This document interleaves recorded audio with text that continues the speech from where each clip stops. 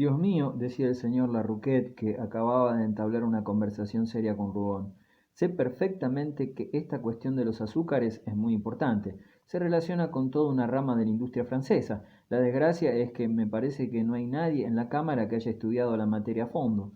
Rougon, que se aburría, respondía solamente con movimientos de cabeza. El joven diputado se acercó y continuó, dando a su rostro juvenil una súbita gravedad. Yo tengo un tío en el negocio de los azúcares que posee una de las más ricas refinerías de Marsella. Pues bien, fui a pasar 3 meses en su establecimiento. Tomé notas, muchas notas. Hablaba con los obreros, me ponía al corriente de todo. En fin, usted comprenderá, quería hablar en la cámara. Presumía ante Rugón, hacía un esfuerzo enorme para hablarle de los únicos temas que él suponía que podían interesarle, deseoso por otra parte de aparecer en él como un político sólido.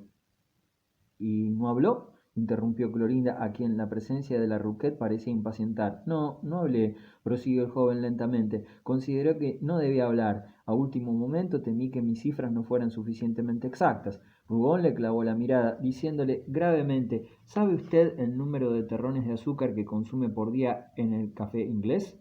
El señor Larroquette permaneció por un momento aturdido, con los ojos muy abiertos. Luego lanzó una carcajada y exclamó: Ah, muy bueno, muy bueno. Ya comprendo, está usted bromeando, pero esa es la cuestión del azúcar, y yo hablaba de la cuestión de los azúcares. Muy bueno, me permite que repita el chiste, ¿verdad? Daba saltitos de regocijo, hundido en su sillón. Su rostro recuperó su expresión jovial y trató de entablar una conversación frívola, pero Clorinda llevó su ataque al capítulo de las mujeres. 2 días antes lo había visto en el varieté con una muchachita rubia, muy fea y desgreñada, como un perro de aguas. Al principio él no negó, pero humillado luego por la manera cruel con que ella trataba al perrito de aguas, sin advertirlo se puso a defender a la jovencita en cuestión, una persona muy distinguida y que no era tan fea como ella sostenía, y le habló de sus cabellos, de su cintura y de sus piernas. Clorinda se mostró tan terrible que la Rouquette acabó por gritar: «Me está esperando y me voy». Cuando cerró la puerta, Clorinda palmeteó triunfante, repitiendo: «Se ha ido, buen viaje», y saltando ágilmente de la mesa, corrió hacia Rugón y le tendió ambas manos. Adoptó entonces una actitud muy suave. Estaba tan contrariada de que no la hubiera encontrado sola, cuánto trabajo le había costado despedir a toda aquella gente.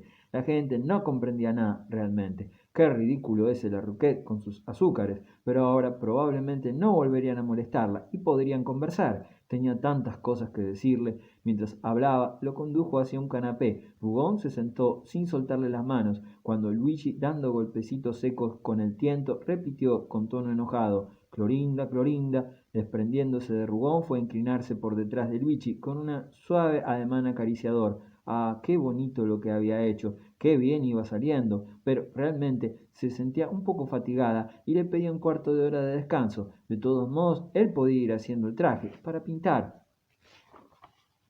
El traje no era necesario que ella siguiera allí. Luigi dirigía miradas fulminantes a Rugón y continuaba murmurando agrias palabras. Entonces Clorinda le habló en italiano, muy deprisa, con el ceño fruncido, pero sin dejar de sonreír. Él calló y se puso a pasar nuevamente el pincel sobre la tela con desgano. No miento, prosiguió Clorinda volviendo a sentarse junto a Rugón. Tengo la pierna izquierda entumecida. Se dio golpecitos en la pierna izquierda para activar la circulación de la sangre, según dijo. A través de la gasa se veía la mancha rosada de sus rodillas, pero olvidaba que estaba desnuda y se inclinaba hacia él, seria, rasguñándose la piel del hombro contra el grueso paño de su levita. De pronto, al rozar un botón, sintió un estremecimiento en el pecho. Se miró y se puso muy colorada. Con vivacidad fue corriendo a buscar un chal de encaje negro con el cual se envolvió. «Siento un poco de frío», dijo, después de empujar hacia Rugón un sillón en el cual se sentó. Bajo aquel encaje solo se veían sus muñecas desnudas. Se lo había anudado al cuello formando una enorme corbata en cuyo lazo hundió el mentón. Allí, con el busto cubierto por completo, se la veía enteramente negra, con su rostro nuevamente pálido y serio. «Bueno, ¿qué le ha sucedido?», preguntó Rubón. «Cuénteme todo». Le interrogó sobre su infortunio y con una franca curiosidad filial. Era extranjera y se hacía repetir hasta 3 veces algunos detalles que afirmaba no comprender. Lo interrumpía con exclamaciones en italiano, mientras que, en sus ojos negros, él podía seguir toda la emoción de su relato. ¿Por qué se había enojado con el emperador? ¿Cómo había podido renunciar a una posición tan alta? ¿Quiénes eran sus enemigos para que se hubiera dejado vencer de tal modo? Cuando él vacilaba, cuando ella lo acorralaba ante algo que él no quería confesar, lo miraba con un candor tan afectuoso que él terminaba por entregarse, contándole toda la historia hasta el final. Muy pronto Clorinda supo sin duda todo lo que deseaba saber. Formuló todavía algunas preguntas muy alejadas del tema y que sorprendieron a Rubón por su singularidad. Después, con las manos juntas, guardó silencio y cerró los ojos. Reflexionaba profundamente. Entonces, preguntó Rubón sonriendo. Nada, murmuró Clorinda, me da lástima. Él se sintió conmovido e intentó tomarle nuevamente las manos, pero ella las ocultó bajo el encaje y continuó el silencio. Al cabo de 2 largos minutos reabrió los ojos y preguntó ¿Tiene algunos proyectos? Él la miró fijamente, como si le despertara una sospecha, pero estaba tan adorable en aquel momento, reclinada en el sillón, en una actitud lánguida, como si las desdichas de su buen amigo le hubieran destrozado, que no sólo quiso pensar en aquel ligero escalofrío que acababa de rozarle la nuca. Clorinda se mostró muy lisonjera con él. Estaba segura de que no permanecería por mucho tiempo apartado y que volvería a ser el amo algún día. Tenía la certeza de que debía alimentar grandes proyectos y confiar en su estrella, pues eso era lo que se leía en su frente. ¿Por qué no la tomaba como confidente? Era tan discreta, se sentiría tan dichosa compartiendo con él sus planes para el futuro. Rugón, embriagado, tratando otra vez de atrapar sus pequeñas manos que se escondían en el chal, siguió hablando largamente, hasta el punto de que confesó todo, sus esperanzas, sus certidumbres. Ella ya no lo presionaba, lo dejaba hablar, sin hacer un gesto, por temor a interrumpirlo. Lo examinaba detenidamente, lo desmenuzaba miembro por miembro, sondeaba su cráneo, pesaba sus hombros, medía su pecho. Decididamente era un hombre vigoroso, y por fuerte que ella fuera, él podía echársela a la espalda con un solo movimiento de muñeca y cargarla así, sin mayor esfuerzo, tan alto como ella deseara. Se incorporó, abriendo los brazos, dejando que el chal resbalara. Entonces volvió a mostrarse más desnuda aún, sacando el pecho, haciendo asomar sus hombros fuera de la gasa, con un movimiento tan flexible de gata enamorada que toda ella parecía brotar de sus ropas.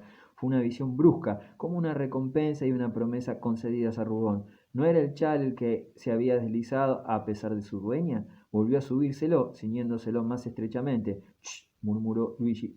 Luigi protesta y corrió junto al pintor, se inclinó por segunda vez y le habló muy deprisa, rozándole casi el cuello.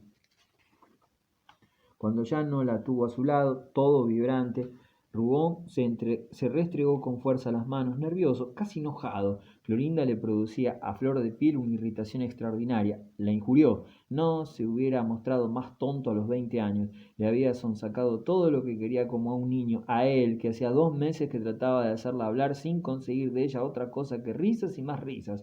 Le había bastado negarle por un instante sus manos y él, perdiendo su aplomo, le había contado todo para que se las volviera a dar. Ahora la cosa era evidente. Lo estaba conquistando y discutía si todavía valía la pena dejarse seducir. En los labios de Rugón se esbozó una sonrisa de hombre fuerte. La doblegaría cuando quisiera. ¿No era ella quien lo provocaba? Por su imaginación pasaban pensamientos deshonestos, todo un proyecto de seducción por el cual él la abandonaba después de haberla hecho su querida. Realmente no podía hacer el papel de imbécil frente a aquella muchacha que le mostraba de tal manera sus hombros desnudos. Sin embargo, no podía asegurar que el chal no hubiera resbalado por sí solo. ¿Cree usted que tengo los ojos grises? Preguntó Clorinda acercándose nuevamente a él. Se levantó y la miró muy de cerca, sin que por ello turbara la tranquila limpidez de sus ojos, pero como avanzara las manos, ella le dio una palmada. No tenía necesidad de tocar. Ahora se mostraba muy fría y se envolvió en su chal de encaje con un pudor que se alarmaba de los menores agujeritos. Fue inútil que Rubón se burlara de ella, que la hostigara y fingiera emplear la fuerza. Clorinda se cubría cada vez más, lanzando grititos cuando él llegaba a rozarle el encaje. Por otra parte, no quiso volver a sentarse. Prefiero caminar un poco, dijo, así se me desentumecen las piernas. Él la siguió y caminaron juntos a lo largo de la pieza. A su vez intentó hacerle hablar. Habitualmente no contestaba sus preguntas. En sus conversaciones saltaba bruscamente de un tema a otro, las interrumpía con exclamaciones y entreveraba historias que no terminaban jamás. Como él la interrogó hábilmente acerca de una ausencia de 15 días de ella y de su madre, enhebró enseguida una interminable seguidilla de anécdotas sobre sus viajes. Había estado en todas partes, en Inglaterra, en España, en Alemania, y había visto todo. A continuación vino una lluvia de insignificantes observaciones pueriles sobre la comida, las modas, el estado del tiempo. A veces comenzaba un relato en el cual ella misma aparecía en escena, junto con personajes conocidos que iba nombrando. Rougon prestaba atención, creyendo que por fin dejaría escapar alguna confidencia, pero el relato terminaba siempre en alguna niñería o quedaba sin terminar. Aquel día tampoco pudo averiguar nada nuevo. Clorinda ocultaba su rostro tras la máscara de su risa y permanecía impenetrable en medio de un torrente de locuacidad. Rougon, enardecido por aquellas informaciones increíbles que se desmentían una tras otra, llegó a no saber ya si tenía ante él a una chiquilla de 12 años de una inocencia rayana en la estupidez o una mujer muy hábil que era ingenua por refinamiento. Clorinda interrumpió el relato de una aventura que le había ocurrido en un pueblo de España, la galantería de un viajero que le había cedido su cama mientras él dormía en una silla. No debe volver a las Tullerías, dijo sin ninguna transición. Hágase desear. Muchas gracias, señorita Maquiavelo, respondió él riendo. La joven rió más fuerte que él, pero no por eso dejó de darle excelentes consejos, y como él intentara pellizcarle los brazos de nuevo, como jugando, ella se enojó y le dijo que no había manera de conversar con él 2 minutos en serio. Ah, si ella fuera hombre, ¿cómo sabría abrirse camino y subir? Los hombres tenían tan poca cabeza. Vamos, cuénteme las historias de sus amigos, prosiguió, y se sentó al borde de la mesa mientras Rougon permanecía de pie frente a ella. Luigi, que no les quitaba la vista de encima, cerró violentamente su caja de pinturas. Me marcho, dijo. Pero Clorinda corrió hacia él, lo condujo otra vez hasta su sitio, jurándole que posaría nuevamente. Debía tener miedo de quedarse sola con Rougon, y como Luigi cedía, trató de ganar tiempo. Espero que me dejará comer algo. Tengo un hambre. 2 bocados solamente. Abrió la puerta y gritó «¡Antonia! ¡Antonia!» y dio una orden en italiano. Acababa de sentarse de nuevo en el borde de la mesa, cuando Antonia entró llevando en cada una de sus manos abiertas una rebanada de pan con manteca. La criada se la sirvió así, como si estuvieran en una bandeja, con su risa de animal al que se le hacen cosquillas, una risa que recortaba su boca roja en su negro rostro. Después se marchó limpiándose las manos con la falda. Clorinda la volvió a llamar para pedirle un vaso de agua. ¿Quiere compartir?, preguntó a Rougon. La manteca es muy rica. A veces le pongo azúcar, pero no hay que ser muy golosa. No lo era, en efecto. Una mañana Rougon la había sorprendido comiéndose para almorzar un pedazo de tortilla fría que había quedado de la víspera. Se imaginaba que tenía ese vicio tan común entre los italianos, la avaricia. 3 minutos. Luigi, preguntó mientras mordía su primera rebanada, y volviendo a Rougon, que seguía de pie frente a ella, preguntó, vamos a ver, el señor Kant, por ejemplo, ¿cuál es su historia? ¿Cómo llegó a ser diputado? Rougon se prestó a aquel nuevo interrogatorio, esperando que podría sonsacarle alguna confidencia forzada. Sabía que era muy curiosa de la vida de los demás y que tenía el oído atento a todas las indiscreciones, acechando sin cesar las intrigas en medio de las cuales vivía. Tenía el afán de las grandes fortunas. Contestó Rougon, Kant nació diputado. Debe haber echado sus primeros dientes en las bancas de la Cámara. Bajo Luis Felipe ya ocupaba una banca en el centro derecha y apoyaba a la monarquía constitucional con pasión juvenil. Después del 48 se pasó al centro izquierda, tan apasionado como siempre. Por otra parte, había escrito una profesión de fe republicana de un estilo soberbio. Hoy ha vuelto al centro derecha y defiende apasionadamente el imperio. Por lo demás, es hijo de un banquero judío de Bordeaux, dirige unos altos hornos cerca de Bressuire, se ha especializado en cuestiones financieras e industriales, vive bastante modestamente en espera de la gran fortuna que hará un día. Ha sido ascendido al grado de oficial el 15 de agosto pasado. Rougon siguió buscando en su memoria con la mirada vaga. Creo que no olvida nada. ¿No tiene hijos? ¿Cómo? Pero es casado, exclamó Clorinda. Hizo un gesto para indicar que el señor Kant ya no le interesaba. Era un hipócrita. Nunca había mostrado a su mujer. Rougon le explicó que la señora Kant vivía en París muy retirada. Después, sin esperar otra pregunta, prosiguió. ¿Quiere ahora la biografía de Benjuin? No, no, dijo la joven, pero a pesar de ello, él continuó. Es egresado de la Escuela Politécnica, ha escrito folletos que nadie ha leído, dirige la cristalería de Saint-Florent a 3 leguas de Bourges, fue el prefecto del Cher quien lo presentó. Cállese, exclamó la muchacha, un hombre digno, que vota bien, no habla nunca, muy paciente, esperando que se piense en él, pero siempre presente para que no se lo olvide. Lo hice nombrar caballero, ese también es casado, además no es simpático. Vi a su mujer en casa de usted, un esperpento. Me invitó a que visitara su cristalería en Bourges. De un bocado terminó su primera rebanada, luego bebió un gran trago de agua, sus piernas colgaban al borde de la mesa, y con el cuerpo pesado sobre los riñones y el cuello echado hacia atrás, las balanceaba con un movimiento maquinal que Rubón seguía rítmicamente. A cada balanceo sobresalían los músculos de las pantorrillas bajo la gasa.